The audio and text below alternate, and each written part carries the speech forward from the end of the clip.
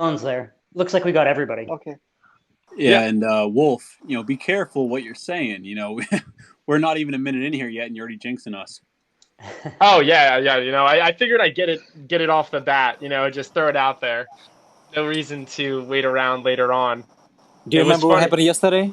That was literally what happened yesterday. So Max is running his thing for 3 hours, and like 3 hours in, I messaged Max and I'm like, "Oh my God, it's great! It's like going so well. It's not crashing," and it literally crashed right Yeah. after I said that. That was the Yeah. only time. Let's get into it. I'm excited to hear from these guys. Yeah, absolutely. So, what I always ask from my speakers is right off the bat, just if everybody, I do want to get your audiences into here. One of the best ways to get your audiences into here is to go ahead and just share out this link. So, if you go to the bottom of Spaces, there's always a little share button. And to all my listeners, this would be fantastic if you did this as well. You can go ahead and just say share via tweet and then just say, this is what we're talking about. This is who I'm with, and just share that out. So that would be awesome. We could really get a ton of people to be listening. And then I'm going to kick it off with introductions. And also just to everyone, if you aren't speaking, just try to be strategic with your mute button. If there's background noise and stuff like that, that way nobody gets spoken over, or there's no background noise that covers over people. But looking at that, we're over 50 people, so I'm happy to start. Let's start with Chris. Do you think Alex should maybe give like the overview first, and I could give introductions, and then you can moderate? Yeah, just a quick, why we're doing this, and then the intros. I want to keep everything as short as possible so we can give the speakers more time to do their thing. Absolutely, Alex. Floor is yours. Yeah, that's perfect. I'm just going to give a few couple minute intro here. So, good evening. I'm looking forward to a discussion on semiconductors, one of the most important and complex product supply chains on the planet. Today, roughly 1 trillion chips are made every year, and we have more and more devices than ever using these chips. And as well, they get more complex over time, and we're looking for the highest possible performance. Great example, just look at NVIDIA's event today to get an idea of where we are headed in computing. From electric vehicles, computers, sensors, VR headsets, medical equipment, you name it, they all make up part of the 450 billion in annual sales for the industry. And we have seen when there's a shortage somewhere in the supply chain, it sends a ripple effect through dozens of industries. Phone manufacturers are delaying flagship models. Auto manufacturers have to halt production and so forth. So we have not only seen this shortage for over the last year, but demand has also surged, leading us to one of the most exciting times in semiconductor history. Fabs are running at or close to full capacity, and we're still having trouble keeping up with demand, which has led to major investments across the globe. We have Intel that recently announced 20 billion in spending for new fabs. We have the government of India that's offering more than $1 billion in cash to every company that sets up a manufacturing unit in its country. And then we have TSMC announcing 100 billion investment to increase capacity and support manufacturing and R&D for advanced semiconductor technology. So we really just have a lot going on here. It's a really exciting space. And with that said, I'd like to turn the floor back over to Chris, who's our host tonight. I think Wolf's going to give a quick intro on the speaker so that everyone gets a understanding of who they are and their backgrounds. Absolutely. I'm Great. going to go in and I'm just going to go down the list and introduce each one of our speakers tonight. Before I get into that, I just want to say thank you so much to the speakers for agreeing to do this really on short notice. Alex just put out a tweet saying, hey, it would be cool if we had a space about semis, tagged a couple people, and this space came together basically overnight. So that was just showed the power of this community and of Twitter. And none of these speakers, besides, I actually don't think any of these speakers have been on my spaces before. Obviously, Chris has been. But this, just came together and that was amazing. And then thank you to the listeners because, of course, you were the ones who, make this all worth it, right? We're coming here and giving the content and these speakers are giving the value. So it's fantastic to have you all here. So to just get into this, I'm going to cover down the list, John. So John Bathgate first. John is an investor at NZS Capital, which is an investment firm in Denver, focused on companies that create more value than they take for themselves. Before NZS, John covered the tech supply chain for 12 years at a long-only fund complex. So thank you to John. He's going to kick it off first. Next, we have Alex, who was the inspiration for this space. Alex has spent the last decade in investment research and previously spent 8 years working for a small sell-side shop covering tech media and telecom. He is now the director of technology investment research for for the financial media company Money Map Press and Morning Money and Money Morning. And for each of these, I'm going to give a little bit of introduction, but you should go ahead and really just follow these people. You should go and check out their bios. You should get to know them because they're very valuable components to our community and to the semiconductor industry. Next, we have Eric. Eric, I hope I'm pronouncing this correctly. Is it Jonza? Is a tech writer and blogger. He previously worked as The Street's tech columnist and has interviewed senior executives at several major chip companies, including AMD, NVIDIA, and Qualcomm. Then we have Dylan. Dylan Patel is the chief analyst at Semi-Analysis. Semi-Analysis is an analysis and advisory firm that specializes in the semiconductor industry. Dylan has a passion for semiconductors that, to quote him, burns hotter than Intel's newest desktop Rocket Lake chips. At Semi-Analysis, they focus on the entire supply chain from semiconductor capital equipment and their suppliers all the way to fabs and fabless IP firms. Analysts on Wall Street with extensive experience are, and lastly, we have Sajal. Sajal is an analyst on Wall Street with extensive experience covering both semis and tech. In a previous life, Sajal worked as a chip designer and computer architect. So that's a little bit on each one, but like I said, you should get to know these people. Go ahead and check out their bios while you're listening to them. And really, honestly, this is the type of space that you'll want to take some notes. You want to listen in. I think that Josh is in here, so he'll be hopefully taking some notes and recording, but really you're going to want to absorb this information. So back to you, Chris. Thanks, Wolf. I think everyone's excited to hear from some other people that are a lot more experienced than I am on the semiconductor space. Really quickly, just because people definitely probably don't know this, but the reason why I got interested in the semiconductor industry is actually because of a interview that John did with his co-partner, one of the partners at NZS, Britton Johns, with Shane Parrish on the Knowledge Project, and that's what really piqued my interest. It's what got me so enthralled with ASML. So just wanted to give that hat tip there. But without me rambling on any further, why don't we just dive right into the first question? This one is supposed to be very broad and general. Want you guys to kind of run with it wherever you kind of want to. But Sajal, let's just start with you. What are the implications of the chip shortage on both semicaps and manufacturers, either separately or together?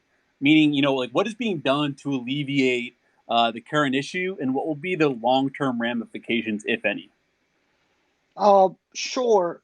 So, I think so broadly, here's what I would say start with. I think before the pandemic last year, we had, TSMC is kind of the big foundry that makes chips for all the companies. Basically, it's a monopoly that makes chips for all fabless companies like NVIDIA, AMD.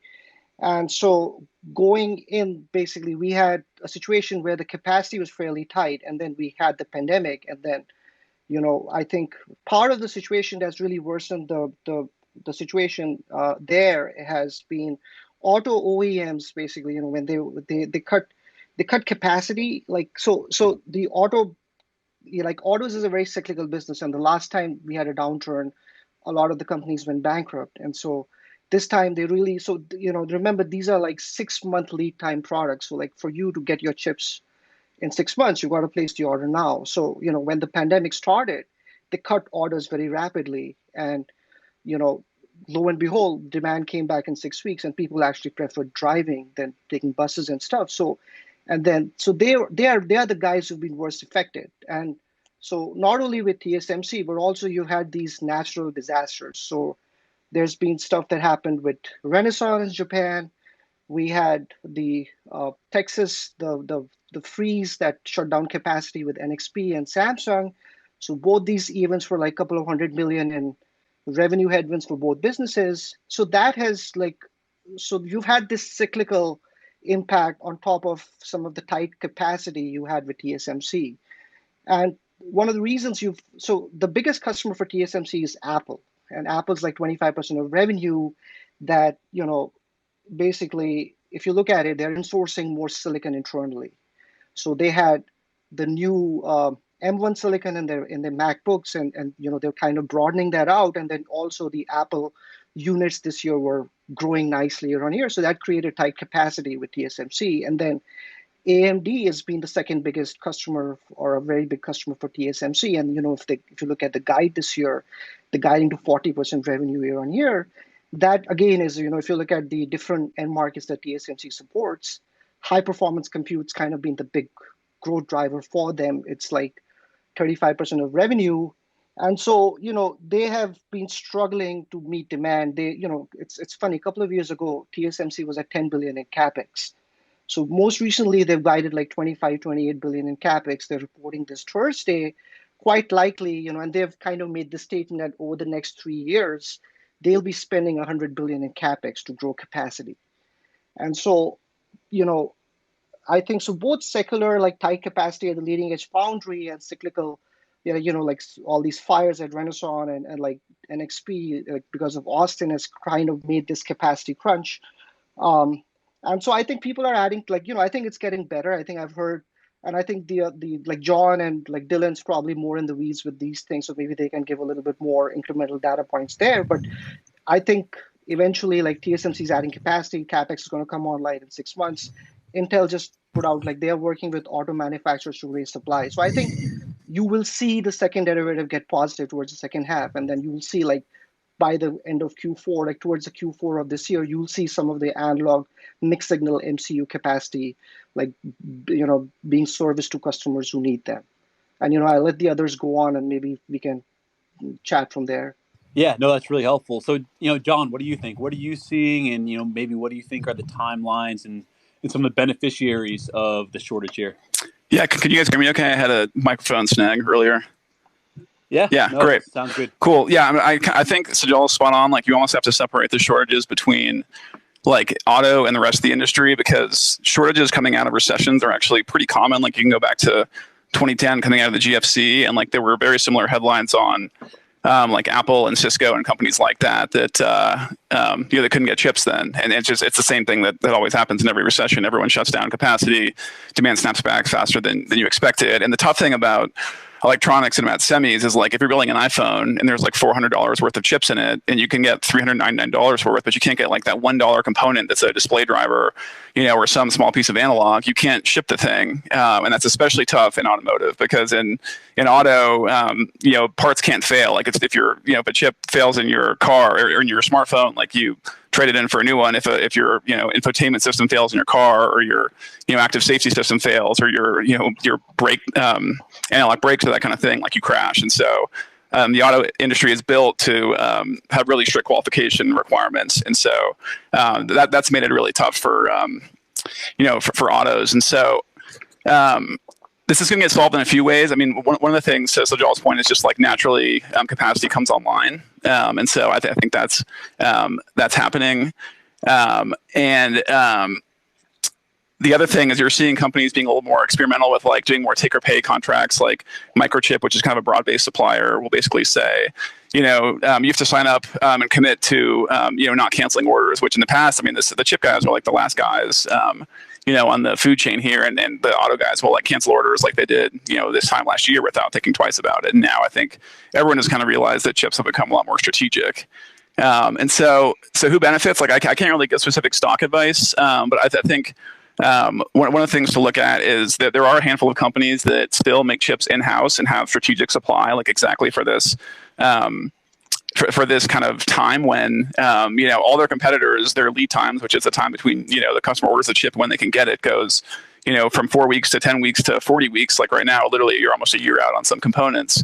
And there are some really high quality companies like Texas Instruments, for instance, where they own their factories and they actually have had too much capacity in the past, and like they take a margin headwind for that, when things aren't booming. But then all of a sudden you have a shortage, and they're like the last guy standing that can actually ship you a chip, and customers will remember that for 10 years, I think. And so I do think that's one place to look. And I do think just like one thing the shortage has done is just brought the importance of chips into the forefront, like not just for national security or because you can't get an F-150 or whatever it is. It's like everyone kind of knows now that chips are going into everything. It's not just like Cisco or Apple's problem. It's Ford's problem. It's John Deere's problem, or it's your Nest thermostat, whatever it is. And so everyone, I think, realizes that semis are just a lot more important. And so I think over time, the industry could structurally change, where maybe you see more inventory being carried, especially in the auto sector, where it's just-in-time inventory. I think that will certainly change, and those guys will have to carry some buffer stock, because companies have to focus on being more resilient and carrying more inventory versus just like being ultra efficient and like trying to carry as little inventory as possible, because we can't live through another time where the chip shortage just kind of like halts a lot of economic output. That's really helpful. So really quick follow-up to that, or two really. So are you referring to the companies that are making the chips in-house? Is that like any IDM, like all the memory guys and analog? And then also, do you see, because of those comments, maybe less cyclicality, or maybe a smoother cyclical cycle moving forward? Yeah. So it's really interesting. You can contrast different business models. So IDMs are companies that still own their fabs in-house, versus if you're a fabless chip company, then you outsource your manufacturing to someone like either like a TSMC, or there are like specialty analog fabs. There are companies like Maxim Integrated that would compete with the Texas Instruments. Also, they also outsource, and so that was part of my comment. Is like you can look in kind of like any pocket of the value chain, and there are companies that do more manufacturing in-house, and that's honestly a pretty unique thing this day and age, and so there aren't that many of them. And then, I mean, memory is a little bit different, because it's a little more pure commodity, and they'll always have kind of pockets of tightness and weakness, but I think that's kind of spot on. That they also are obviously doing their own manufacturing. Manufacturing is a big part of the overall equation in memory.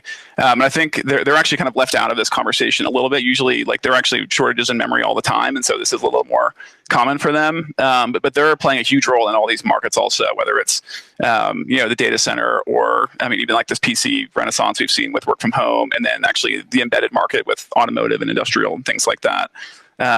Memory is playing a huge role in it, and it doesn't get as much discussion, to be honest. So I think that's a really good question.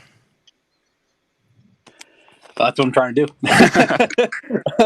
Thanks, John. So, Alex, maybe, turning back to you, I don't know if you're still doing, your channel checks and expert calls, but, what are you seeing in terms of the current shortage and maybe a pathway out of here? Yeah, I mean, I think it's really interesting. Definitely there's a pathway out, and I think part of it is spending. And we've seen that at a ton of different places. As I mentioned, TSMC is spending a bunch. Intel, where they're saying, hey, we're going to spend $20 billion, but we're also going to go out and actually use third-party partners again, and we're going to go out and really try to manufacture other places so that we can cut down on our lead times. So I think production is going to do that. I know that John just was talking about like memory, and I think, again, that's a very different market here. Micron on their earnings call, they talked about the fact that they actually aren't going to ramp up a huge amount of capacity here and spend a bunch, and that they're going to stay diligent in their spending. And I think that's really interesting. Maybe that means that it takes a little bit longer for these for NAND or DRAM to come back in line. But again, you have these, supply and demand goes back and forth, and maybe that changes a little bit in the future, where we don't have these huge swings and it slows down a little bit. But I think that, again, spend is going to be the only way to get out of this, and it's going to take we may see this at the back end of the year. We may see things regulate towards the beginning of 2022. Great. Eric, what are you seeing? Yeah, I agree with a lot of what was just said. I guess one thing I'd add is as far as what caused a lot of these shortages, along with the things that happened in automotive. I think Sajal did a good job at going over all that. You saw these really unprecedented demand surges for things like notebooks and gaming hardware and tablets, because of the pandemic. And a lot of companies were just caught off guard by that. Like when you look at notebooks, the PC industry, you look at the last 10 years or so, it's had like declining unit shipments more years than not. But like in Q4, I think IDC estimated PC shipments were up 26%. So you had this massive jump in a lot of these consumer hardware end markets. And companies are just like caught flat-footed on trying to keep up with all this demand. You've had shortages for chips, and you've also had shortages for other things like LCD panels for notebooks. So it just takes a while to resolve itself. Gaming hardware right now, a lot of graphics cards are still selling for like 50-60% aftermarket premiums on eBay. If you just absolutely intent on like getting one, you have to pay a large premium right now. you know, a lot of that's because of gaming demand. Then more recently, like Ethereum's price surge has like led to a spike in cryptocurrency mining. So there are like a bunch of different factors at play. As far as like who benefits, you know, I agree that like a company like TI certainly benefits just because they have the fab capacity to support a lot of this. Naturally, chip equipment makers benefit a lot as well. I think one thing that's worth adding here is that, you know, the lion's share of you know, fab investment has been at the leading edge process nodes at 5nm, at 7nm. And right now, you know, you have shortages there, but you also have shortages for a lot of these trailing edge nodes for like 28nm and older. And so that's leading to a lot of like needed investment in that space. And that's going to be a tailwind for chip equipment makers for a while. Yeah, it seems just like, you know, John was commenting on memory not really getting a lot of headlines, but that those lagging edge technologies seem to also kind of be forgotten. Kind of understandably so, you know, from more of a retail perspective, given that it's quote unquote less sexy. But I think it's also something that, you know, we can all also focus on, you know, in line with those leading edge nodes. So Dylan, you know, what's up, man? You know, what are you seeing? So you and I have talked a little bit about, you know, other parts of the supply chain, maybe less discussed, you know, in the mainstream. Maybe you can touch on some of the ramifications aside from, you know, the fabs. So I kind of wanted to start off talking about a piece of the supply chain and some of the cause of this current shortage that we really haven't touched on, which is what's been going on with China politically. One is Huawei getting banned in their one of their last quarters before they could get orders, and they were actually, I think the last 2 quarters, they were the biggest customer. And some of that was them, you know, ordering so they could stockpile up, but it was also a clear trend that Huawei is going to be the biggest customer of TSMC. And when you cut them out of the supply chain, all of a sudden people are scrambling to get supply. In mobile phones, sure, MediaTek and Qualcomm jumping on as much supply as they can, but also more importantly, almost in networking and telecom. In 5G, you know, base stations and the rollout of those, we went from, you know, to be honest, Huawei had the best silicon in the whole 5G base station rollout. And when you go from taking that silicon, which is more efficient, smaller, and then having to transplant it and throw in, you know, FPGAs and hardware that's not exactly purpose built, you end up with this phenomenon of more silicon being put in to create the same product that we were previously. Not we, but in general, Huawei was creating previously. So that's one, you know, big knock-on effect. The other is when you look at the manufacturing within China, right? SMIC, everybody's been projecting them to grow massively at old nodes. For a while, they got cut out, right? They're starting to get some licenses again for older technologies. Not sure completely on the details there, but they got completely cut out for a moment, and they had all their orders that some folks had with them had to be cut. And now, you know, you have Qualcomm and a bunch of other firms hopping around saying, oh, where can I find this little transceiver that I was getting SMIC to make on an old node? Well, they turn around and they go, hey, TSMC, do you have some capacity on this old node? Hey, UNC, do you have capacity on this old node? And they're like, not really. So all of a sudden you have all these people rushing to get silicon from a new source. Almost. It's not exactly one-to-one transferences over there, but that's a big knock-on. And so when we compound that together with the massive demand drivers from, you know, work from home and the crazy amount of cloud growth that no one was expecting, and the faster than expected 5G rollout of base stations in certain countries such as China and a few other places, you get this compounding effect where there's silicon that is just demanded more and more. And if you listen to folks like Gary from Applied Materials, he'll tell you straight up that it's not the leading edge that's growing the fastest, it's the trailing edge. And so that's something that people should focus on when thinking about, okay, where do I want to invest? Where do I want to book capacity? Where do I want to do, you know, almost anything? So that's a little bit of a long-winded way to say, yeah, what Eric was saying, echoing that, trailing edge is the biggest growth area right now. Maybe Chris, I'll jump in if you don't mind me, kind of like speaking out of turn. I think this point on Huawei is a point that I wanted to make, that I meant to make on the auto side. It's so important that if you go back to 2018, when Huawei was banned, it like really sparked a loss of confidence in the whole supply chain. And The auto industry was impacted just because of like a loss in confidence, both in China and in Europe. The industrial economy was impacted because all of a sudden no one wanted to build a factory. And so part of the reason the shortage has been so painful is actually the Huawei ban kind of catalyzed, like 6 months after the Huawei ban, you had a downturn in a lot of chip end markets, especially industrial automotive. And it was a pretty long, painful downturn that lasted 6 or 7 quarters. And we were like finally getting out of it when COVID really hit, like around this time. It was like February of last year where companies were saying they're seeing green shoots, they're starting to grow again. And then COVID hit. And so you had like this next leg down. And so it's really the first time in the industry where you had kind of like a long, painful cycle. And we're kind of like finally at the end, and then you get another big leg down. And so there was already no inventory out in the system. And then you get this big, shock event from COVID. And so that's why the shortage has been so pronounced. And in some of these markets like automotive and industrial, is just that like, we already had one recession, then we had another shock. And so it's such a unique, kind of like act of God. And then you add in what Sajal mentioned on the fires and the freeze in Texas. It's like a conspiracy against automotive semis or something. But that's where we are. So that's really fascinating. Would you, I'm just trying to connect the dots here. Would you say that the Huawei ban is what drove that 2019 downturn or the trough in the market, or maybe the main catalyst for that?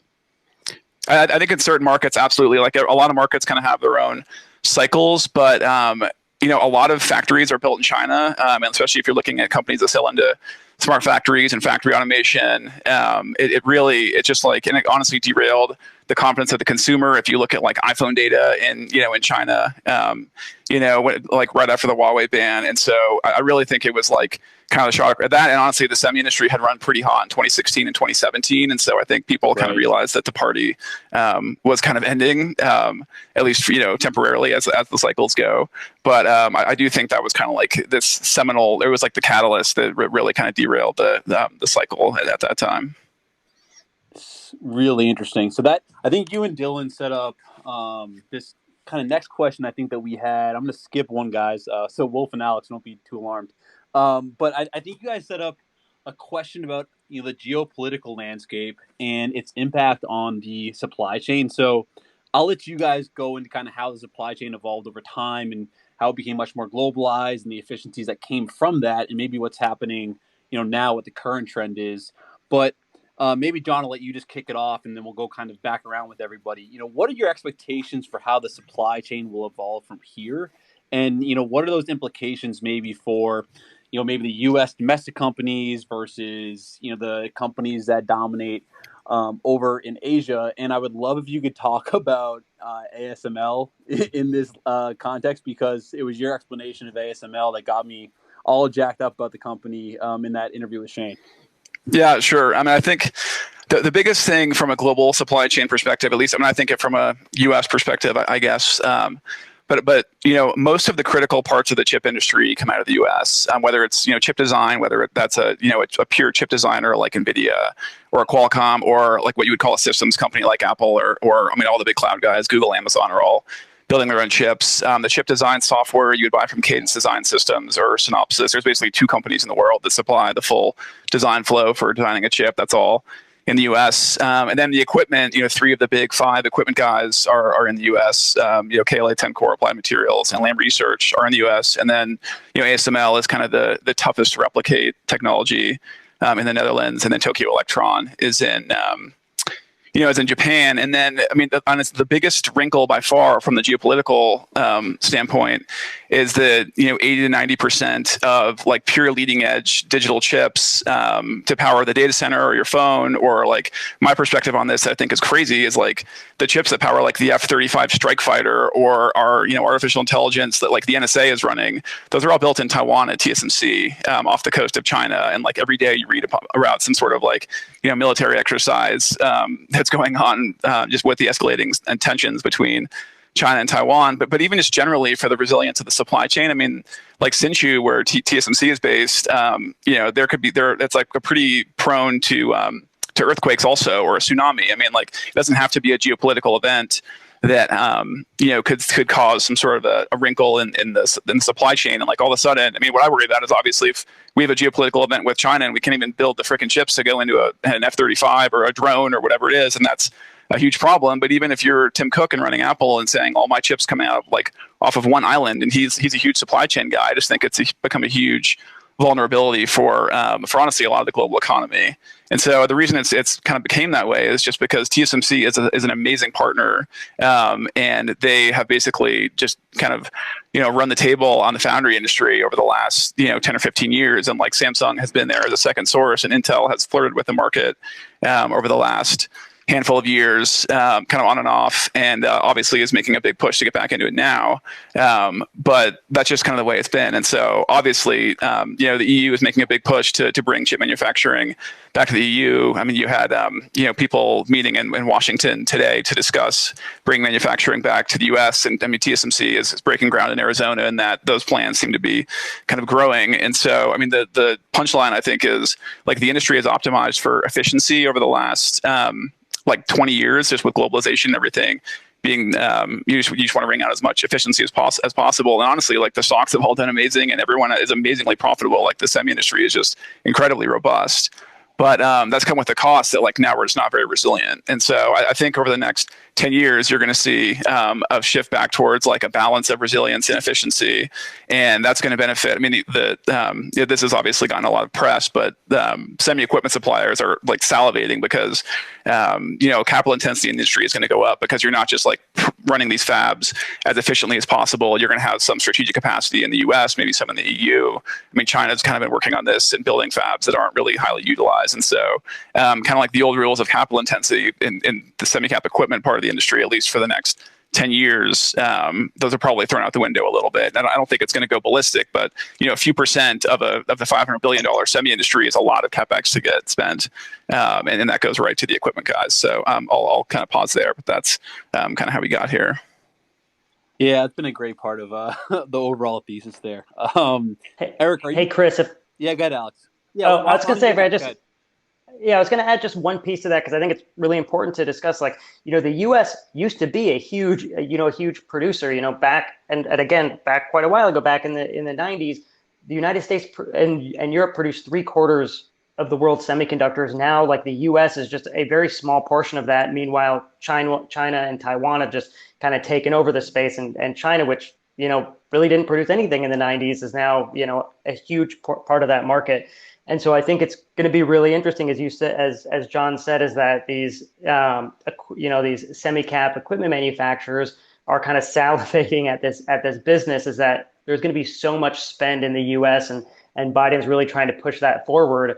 I think we're going to hit this like really exciting time over the next couple of years where we're going to have a ton of build in the United States. To compound onto that, there's the phenomenon that, yes, a lot of the supply chain for semiconductors, especially fabs, are in Taiwan, South Korea, even some in Singapore and China, but mostly that's not even the most critical part of the supply chain that's getting shifted or turned on its head.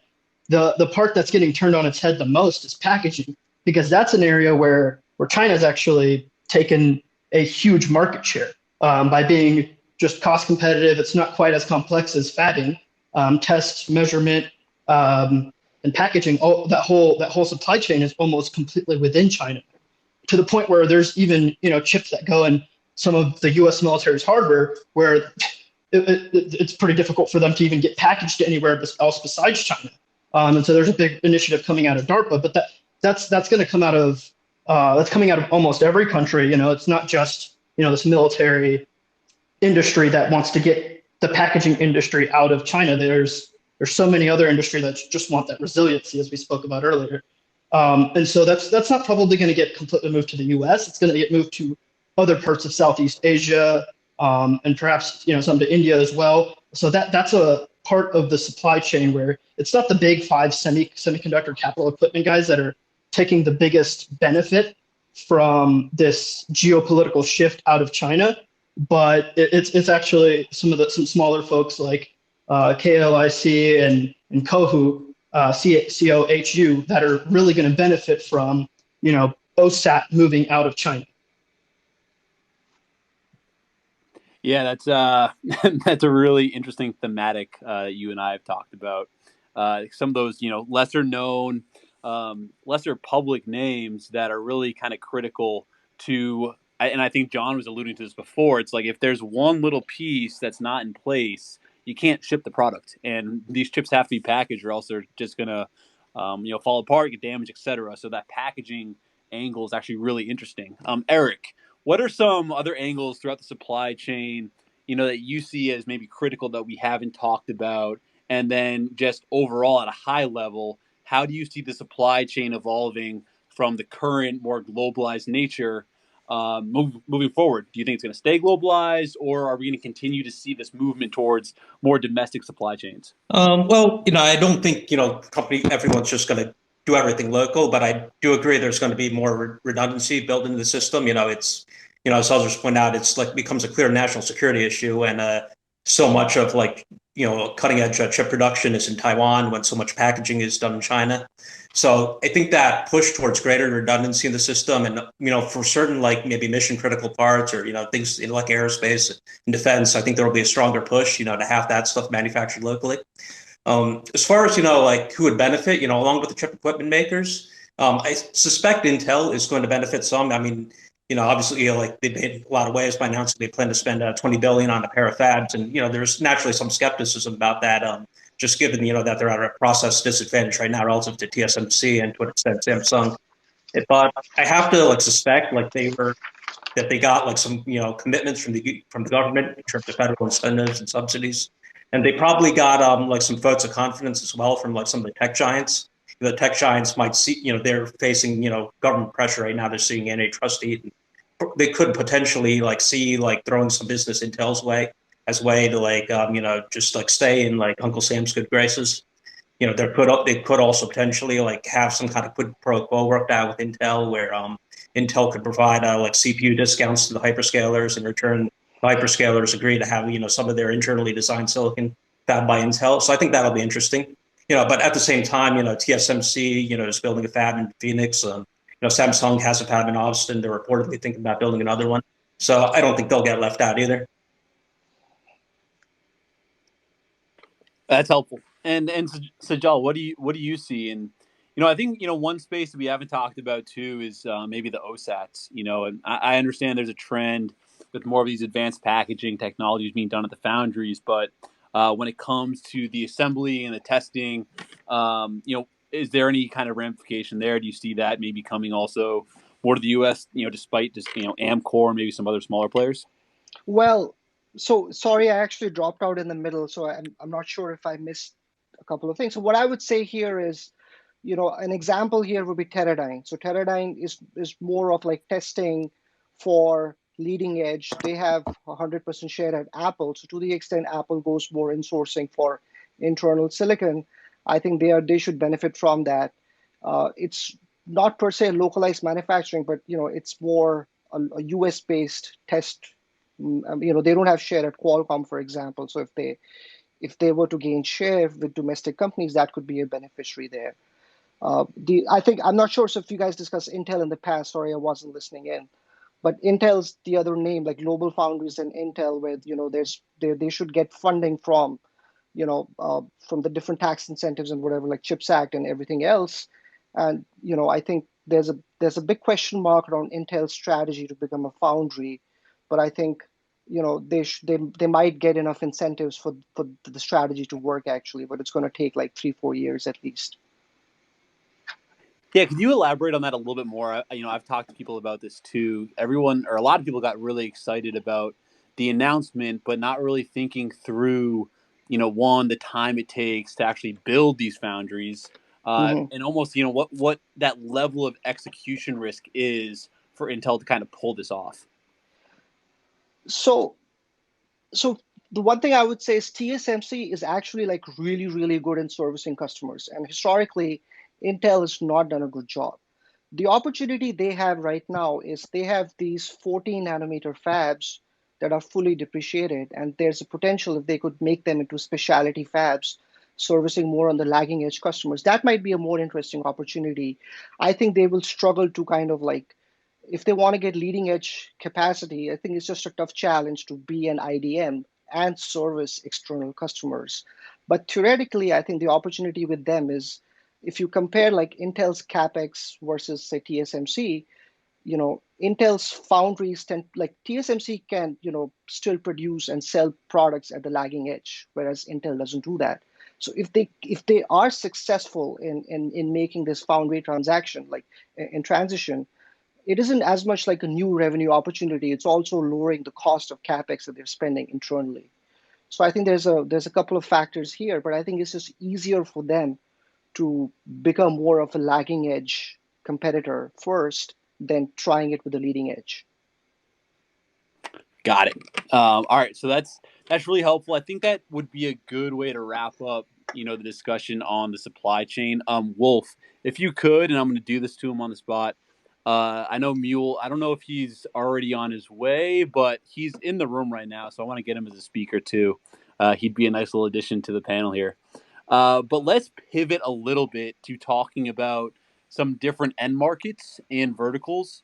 And I'll maybe just tee it up, with the fact that I think Applied Materials had a nice little slide in their Investor Day deck, kind of just walking through what they think, silicon content, is going to be looking like over the next maybe 5 years. Talking about the smartphones and the autos and how the amount of content per unit is just going to be increasing a lot. So I would love to hear, more about, and maybe we can start with Mule. What do you see in terms of the big drivers in terms of end markets for demand?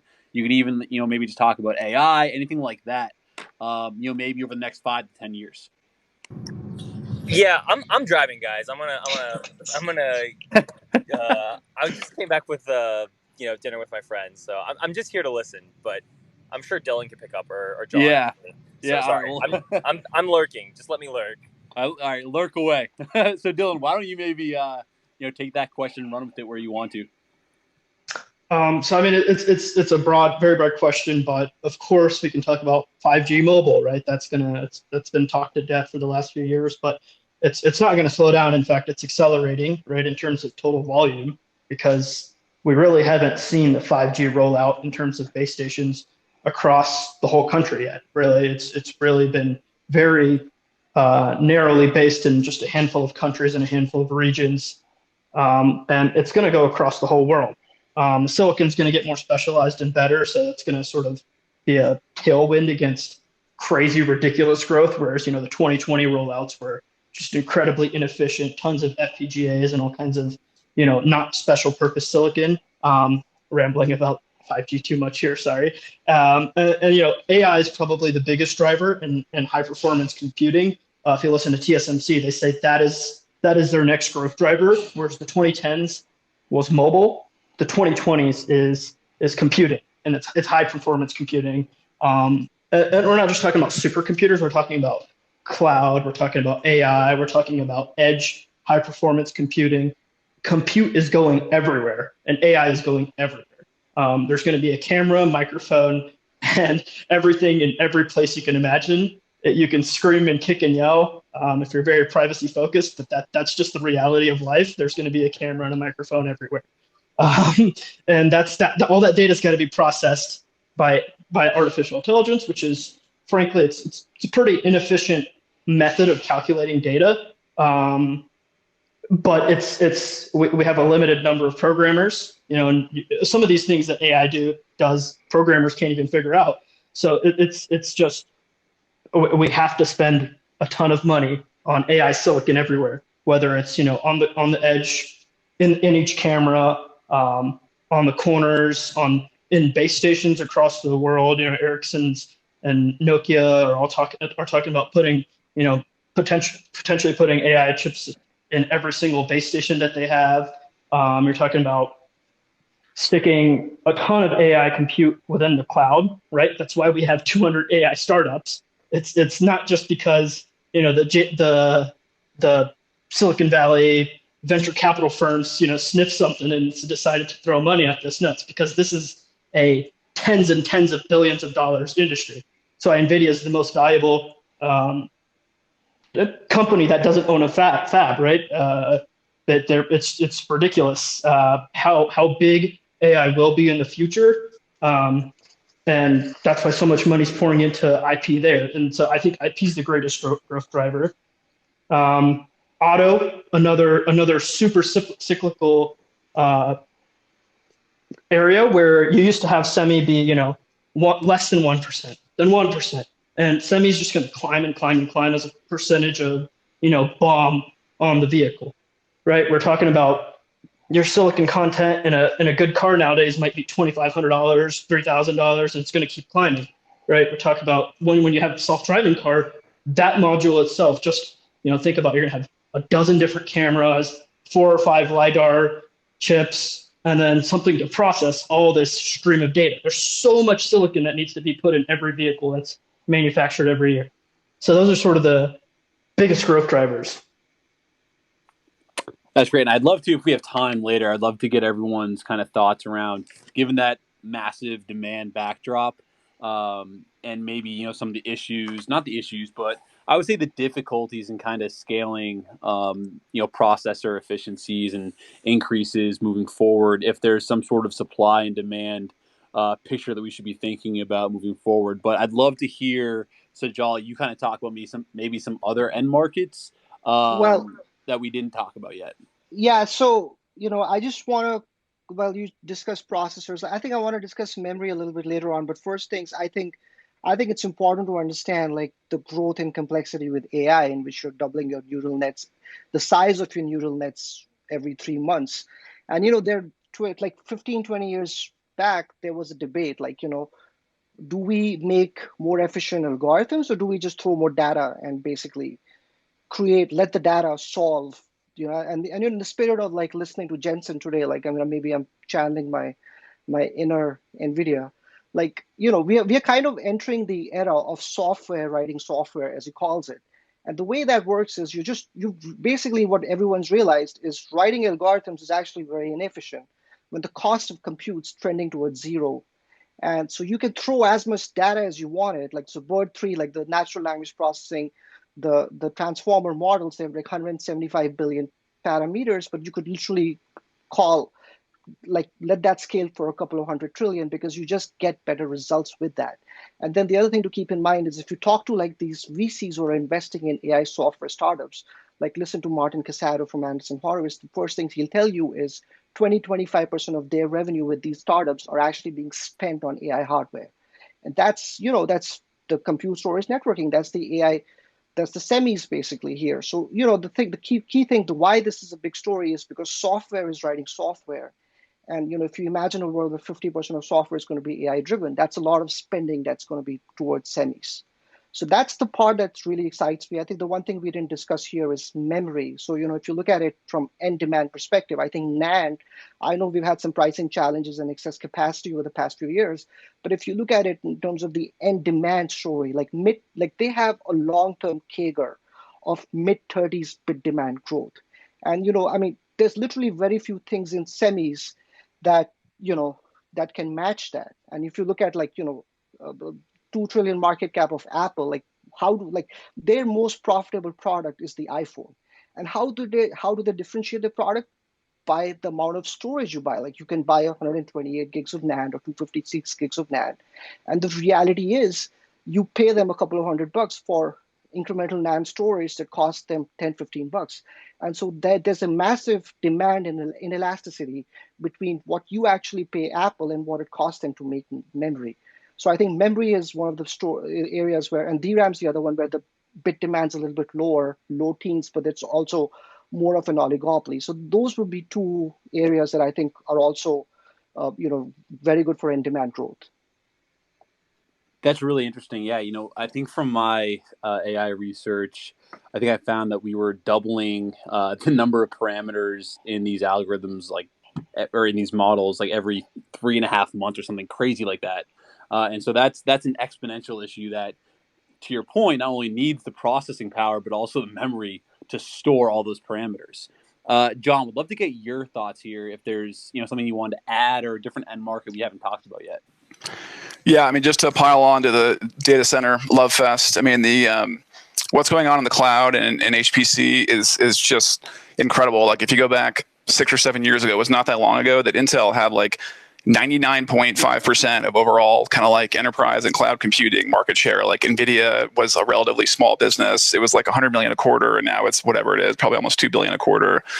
None of the cloud guys were doing their own chips. AMD was like, barely alive. And now you've had just like this incredible renaissance in competition in the data center. And like just the amount, like in addition to AI and, the scaling of the AI models, you just have this drive for innovation in the data center that like no one's ever seen before. And like a classic example today is NVIDIA's announcement that they're going to do their own ARM-based CPU in addition to, Amazon's Graviton and, down the list. And so, data center will just be so dynamic for the next 10 years. It's just like it's just fun to watch. So I guess with that in mind, one thing I would add is I'm getting a lot of feedback from someone. I would add just the arms dealers to the industry is a great kind of like fertile ground to shop. The EDA vendors, like whenever there's a renaissance, it's kind of like the picks to the miners analogy. This renaissance in the industry is driving heavier investment from VCs, from the chip guys themselves, from the big cloud platforms.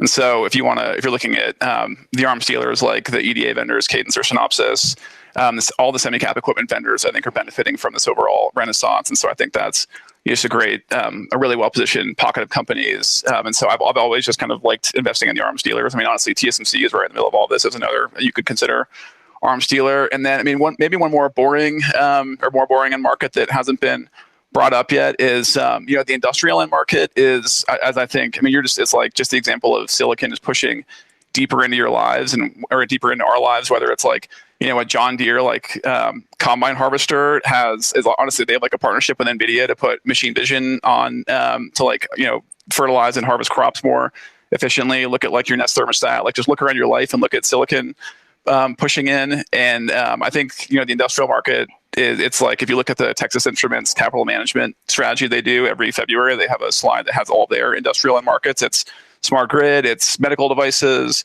it's smart buildings, and so it's just like a relatively unexciting but classic way to play semiconductors pushing deeper into our lives. And I think industrials will compound, at like 8 to 10% a year, or maybe whatever, pick the number 6 or 7% faster than GDP for the next 20 years. And the business models there are already fantastic, like any catalog chip company like a TI or Microchip or Analog Devices are like some of the most profitable businesses, in the world. I've always thought that like those are like Buffett businesses that he should have bought years ago, because they're honestly not going to change that fast, but they're just amazing businesses. And so that's one that doesn't get really a lot of focus. But I think if you just want to like have something you can just set it and forget it, that's a great place to be.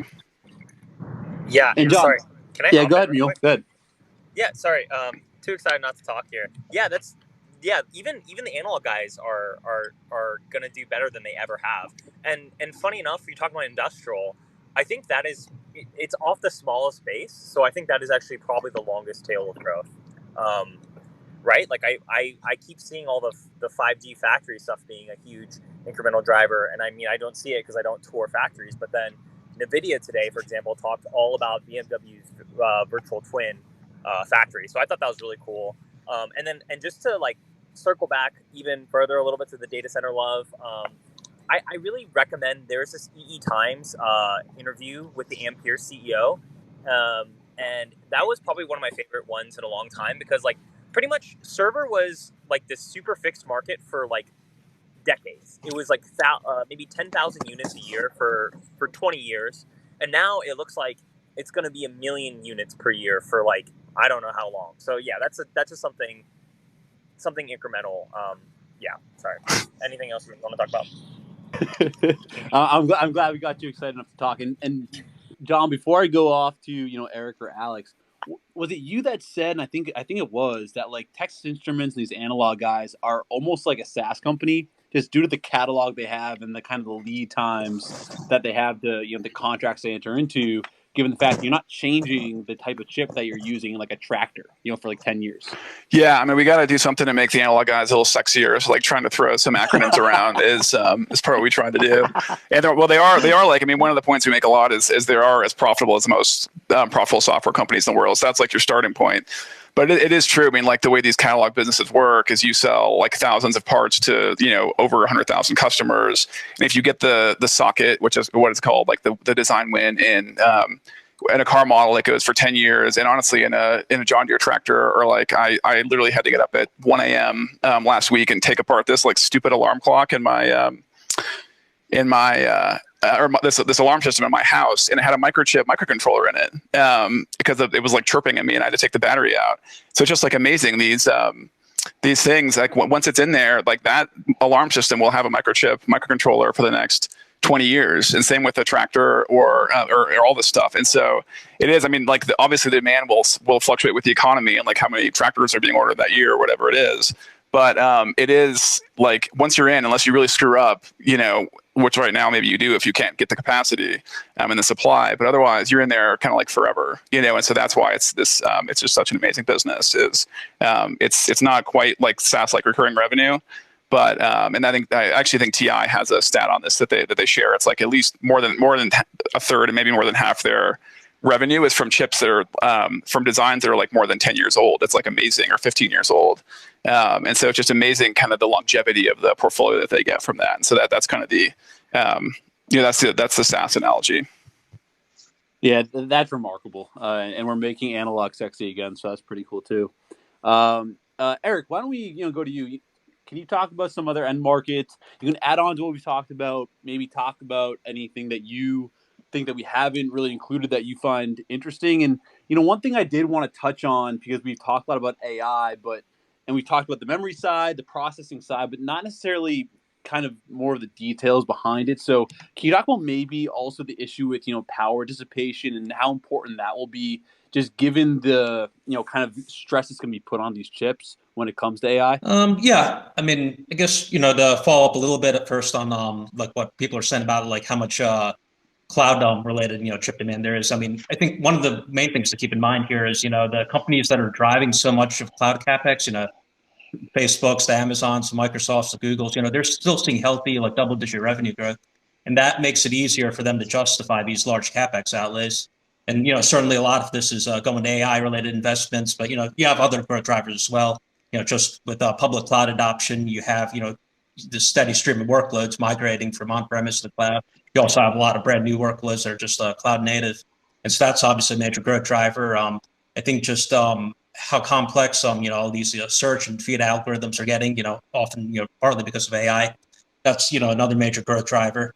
So just the fact that they're seeing steadily like a double-digit revenue growth, makes it a lot easier for them to justify to keep growing their capex, which naturally benefits a lot of chip and hardware suppliers. And it's very different from like telecom capex, and that's an area I've been a little more cautious about, just because companies like AT&T and Verizon and Vodafone aren't seeing much, if any, service revenue growth right now.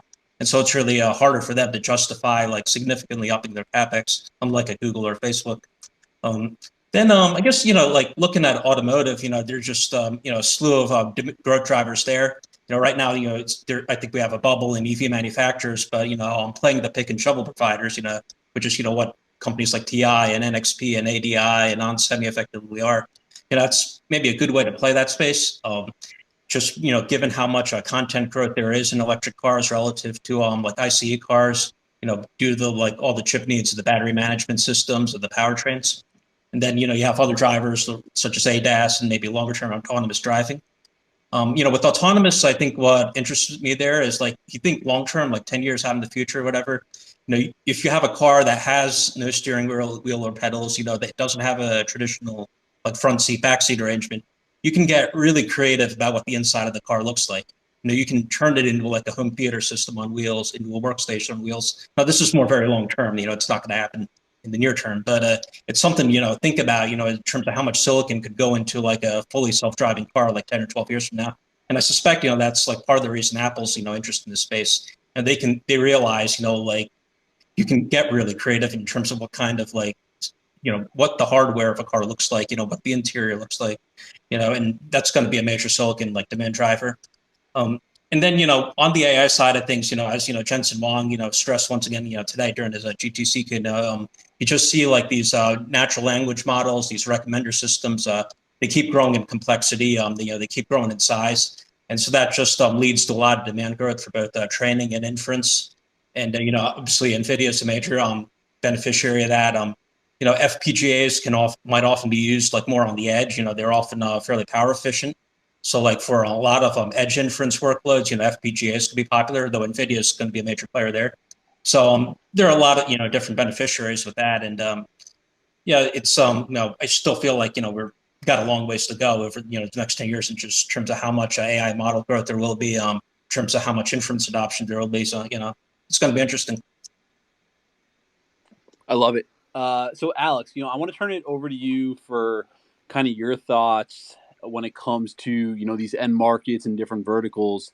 And then I think Wolf was planning on keeping this to an hour. So then maybe Alex, after you're done, we'll let turn it over to you guys, the panel, to have any closing thoughts. Anything that you think that we should all kind of keep in mind moving forward. Of course, this was 1 hour talking about a really dynamic industry with a lot of moving pieces. So it's impossible to talk about everything, but maybe we can do more of these moving forward. But maybe just any closing thoughts for people to keep in mind, when it comes to just understanding the industry itself and what's happening with the shortage here moving forward. So Alex, would love to hear your thoughts. Yeah, so I think it's definitely hard to follow all these great comments on all these end markets, and I think just for me to look at it like holistically. And kind of what I'm excited about is kind of this this data center market. And we talk about all these end markets, AI, data center, 5G, automotive, and we just have a crazy amount of data being created. I read a stat, by 2025, humans will create 463 exabytes of data every single day. I mean, we have emails, photos, videos, automotive data, this artificial intelligence data. It's just, there's so much happening here, and this all needs to be stored. It all needs to be analyzed. And that's why I really think we're going to see this huge growth in data centers. And it's just going to, we're going to continue to see this as we have more EVs on the road creating data. We have, vehicle to everything communication, because we're going to have autonomous vehicles eventually. And it's just, everything is going to be creating so much data. And I think, someone mentioned earlier, maybe it was John, that, you open your thermostat or you open your alarm clock, they're all creating data. I know that I control my thermostat from outside my house. I have my, my Nest doorbell that has a camera that's constantly recording. You just have so much information that's being created every day. And we continue to have more advanced devices that are collecting data. And so I think there's, just so much excitement happening in this industry right now. I love it. Awesome. So any closing thoughts? We want to be respectful of your time. So we can wrap up now. But yeah, if anyone has anything else to say, we'd love to hear it. And then Wolf, maybe you can just wrap it up once we're done. Absolutely. Eric, John, Dylan? I'll throw in that. I'll just say that this is an incredibly dynamic space, obviously, and we're all really passionate about it, which is exciting. I do think there will be a semiconductor cycle again, like we've always had sometime. I don't know if it'll be in 6 months or in 6 years, and you will just be blown away by how quickly forget about how dynamic this industry is when demand goes south. And so just stick with it, keep working on the industry and stay interested, because you get once in a lifetime buying opportunities once every 5 or 10 years. And I'll just say, even though semis are very in vogue right now, it's amazing how quickly that can change. And so I guess I'll kind of throw that out there. That's a great lesson for me. Absolutely. Appreciate that, John. Any thoughts from the rest? Yeah, Sajal? Yeah, I would say instead of ignoring what, I'm not saying ignore what's happened in the past year, but look at the secular growth drivers that have made a lot of the names in the space 5-10 baggers over the past 5 years, and try to understand what those look like going forward as you invest in them. Absolutely. Definitely important to have that long-term vision. Dylan? Eric? The one thing I'd say to keep an eye on is the consolidation within memory and the potential for Chinese investment in memory, especially in NAND, to just flood the market and destroy the profitability of that segment, because it's such a CapEx intensive business. And it's happened before in other businesses where CapEx intensive businesses all of a sudden get subsidized and the non-subsidized players get crushed.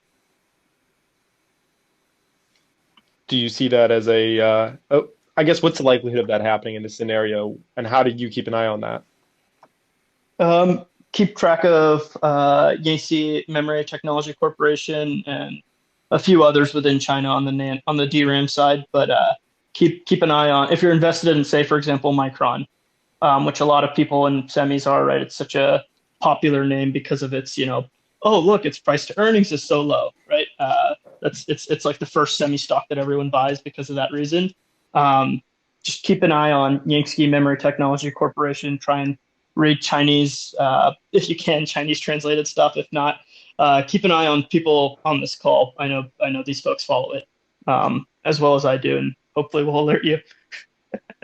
Absolutely. That's what I was going to say. Once you started saying a couple of those names to follow, I said, I'm just gonna follow you guys. That's gonna make my life a lot easier. Put it all into one place. Eric? Just follow up on what John said. The industry is cyclical. Emotions, do swing a lot among investors in the space, and usually, stocks, chip stocks will start going down before the cycle officially peaks, and things start going downhill. At the same time, things do look very good, at least through the end of this year. I'd say one thing to add there is just like keep an eye on how demand within various end markets trends amid reopenings. How does notebook demand trend? How does gaming hardware demand trend? Cloud capex should remain strong. But like how does like smartphone demand trend? And just see keep an eye on demand signs, keep an eye on the earnings call commentary these chip companies and various firms that are tied to them in the supply chain are sharing, to see when the cycle turns, and over time, there should be buying opportunities. It's a cyclical industry, but there are clear secular growth drivers when you look 5-7 years out. So there should be more opportunities going forward. Absolutely. Mule, are we going to be able to get a closing one from you? No. Fair enough. Glad we kept you so long. And then real quick, because they just requested to speak, Tom Killalea, I hope I said that right, who's a board member on MongoDB, Capital One, a couple other companies. Did you have some closing remarks for us? Yeah, just a quick one. I do think that technology shifts drive demand. And, as an AD at Amazon, when we launched EC2, and when we did so, we were trying to take friction out of the provisioning process for developers of getting capacity, but also really dramatically shift the price point down so that there was so much work that actually wasn't being done in the data center space that became addressable once the price was low enough. And I think we're on the cusp of additional shifts with ARM in the data center and with these inference-specific instances coming available to do vastly more work that just isn't happening today. So it's not an issue of sort of displacement of servers of different types. I think there's just an opening up of demand that that technology is enabling that will drive an upshift in adoption again. That's my 2 cents. Interesting. Chris, any thoughts on that? I'm not going to be opining on these guys. No, Fair but enough. what I will say is I hope that everyone took a lot away from this spaces because these guys we had on the panel are, at least for me, these are the people that I learned everything from, and it's been, I know, years and years and years of diligence and following the space and just learning, which is the way that they've been able to impart all of this knowledge on us. So if anyone's interested in the space, I think everyone kind of summed it up nicely. Is just stick to it, and just I would say be diligent about going through the process of analyzing the industry because for me, I'm coming into the space when we're in an upturn, we're in a kind of a bull market, if you will. But like John said, the downturn's going to come at some point. So it's just be diligent and just stay on top of it if you want to be invested in the space. Absolutely. I love that. To wrap this up. So it's about 9:08 EST now. So thank you to everyone who joined. I do plan on running more spaces like this. God bless Spaces for making it through this whole entire hour. I talked with some people at Twitter this past week, and they said they did a bug push. It looks like it worked. I also basically just didn't touch my phone for the whole time. So that was fantastic. Hopefully, maybe we'll do a semiconductors round 2 on another space or another area of the market where we'll bring in more experts. I would love to have these speakers back on, more speakers from the crowd, people that requested. So we've got some stacked spaces this week. I'm going to have another on Wednesday, another on Friday, and then some more next week. So If you want to join the Wolf Pack, join these spaces, be able to really learn from industry leaders for free, go ahead and check out my page. And then if you enjoyed these speakers, I really do recommend going ahead and giving them a follow. This semiconductor industry, like Chris just said, has so much potential. We're in an upswing now, but who knows? It could continue to go that way for a long time. I hope everyone learned a lot tonight. I'm going to try to get some notes out from this. So I had an analyst taking notes on this as well as recording the space. So I'll try to get some of those out within the next couple of days. But to everyone who joined, thank you so much for listening as always. And I really do hope to see you at the next one. And thank you to my panelists. I'm going to go ahead and end the space. And thank you so much to Chris for moderating, because I couldn't have done that. And let's get Chris to 30K. That's how I'll end it. Appreciate it, Wolf. No, and I look forward to more of these. Absolutely. All right, everybody. Have a good night.